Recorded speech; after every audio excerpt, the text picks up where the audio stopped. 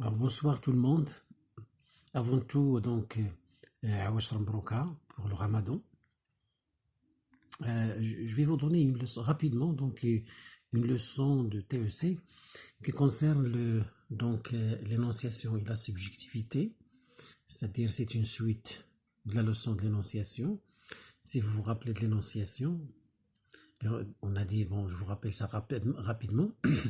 Et tout texte est un énoncé. Énoncé par un énonciateur, c'est-à-dire tout texte a une situation énonciative, un énonciateur, un énonciataire, un lieu, un temps. D'accord. Alors, aujourd'hui, on va parler d'autres choses qui touchent l'énonciation, c'est la subjectivité ou la modalisation. D'accord. Vous allez voir, donc, à partir de ce support que vous avez ici, les mots soulignés, que vous voyez ici.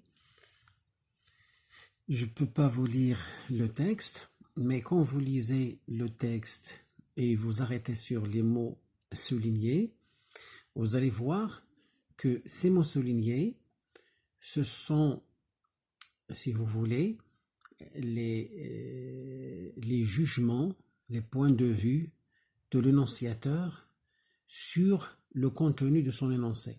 Le contenu de son énoncé, sur le sujet de son énoncé, de son texte. Le sujet, c'est les théoristes. Elle parle des théoristes. D'accord? Donc, tous les mots qui sont soulignés ici, ce sont, comme je viens de le dire, des jugements, des points de vue, ce que ressent, comment l'énonciateur voit les théoristes. L'énonciateur, le locuteur, celui donc l'énonciateur de ce texte, de cet énoncé. D'accord? Par exemple ici, affreux, sale et méchant. Voilà, donc comment ils jugent les théoristes? Ils sont affreux, sales et méchants. Affreux, c'est-à-dire insupportables, sales, c'est-à-dire qu'ils ne sont pas propres, méchants, c'est-à-dire qu'ils ne sont pas gentils. D'accord? Vous allez voir la suite. Quand l'énonciateur porte un jugement personnel sur le contenu de son énoncé, qu'est-ce qu'on comprend par là? On comprend que le texte est subjectif, c'est-à-dire celui qui parle, il donne son point de vue, il donne ses impressions, il donne son jugement sur le contenu de son énoncé. C'est-à-dire qu'il y a de la subjectivité. C'est ce que vous appelez en arabe détiya dans le texte. D'accord? Ou ce qu'on appelle donc, vous allez voir donc la modalisation.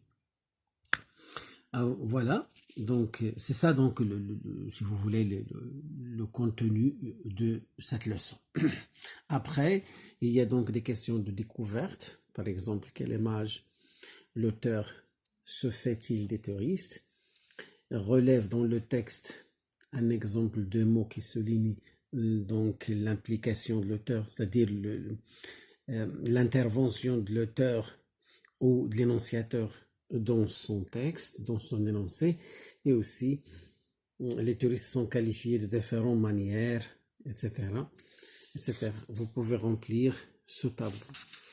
Alors voilà, donc à retenir, je vais vous lire à retenir. Alors le locuteur ou l'énonciateur s'implique, c'est-à-dire elle intervient dans son énoncé, dans son texte, très souvent. Cette implication ou cette intervention qui se traduit ou qui traduit sa subjectivité. Donc, peut prendre différentes formes appelées modalisateurs. Donc, toutes les interventions de l'énonciateur, de l'auteur, de locuteur dans son texte, donc on peut l'appeler donc la modalisation. Et pour exprimer cette modalisation, on utilise plusieurs mots, par exemple. On peut utiliser des adverbes, on peut utiliser des adjectifs, on peut utiliser aussi des exclamations, la ponctuation, etc., exclamation, point de suspension, etc. Alors, ces termes utilisés comme les adjectifs, les adverbes, la ponctuation, etc., on appelle ça des modalisateurs, des mots de modalisation, des mots de modalisation. Alors, les modalisateurs, ce qui est noté ici, modalisateur, c'est-à-dire le type ou forme de la subjectivité de l'énonciateur dans son énoncé. Est-ce que la modélisation ou le modélisateur c'est un sentiment? Est-ce que c'est un jugement, un point de vue? Est-ce que c'est une idée, une pensée, etc. D'accord? Parce que les différentes interventions de l'énonciateur dans son énoncé, ça peut prendre la forme des sentiments, ces sentiments, ça peut prendre la forme d'une pensée, etc. Donc tout ça, on l'appelle des modélisateurs. Et comment donc les mots qu'on utilise pour exprimer la modélisation ou la subjectivité, on peut avoir par exemple des adverbes, des expressions de renforcement, par exemple vraisemblablement, sans doute, sans aucun doute, assurément, tellement, etc. Et aussi des termes appréciatifs comme les adjectifs à valeur positive ou négative, et aussi l'emploi des conditionnels ou du subjonctif comme Antigone, quand il parlait donc dans ses rêves, et l'exclamation, c'est-à-dire la ponctuation, etc. Donc en bas, vous avez un exercice à compléter. Voilà, merci.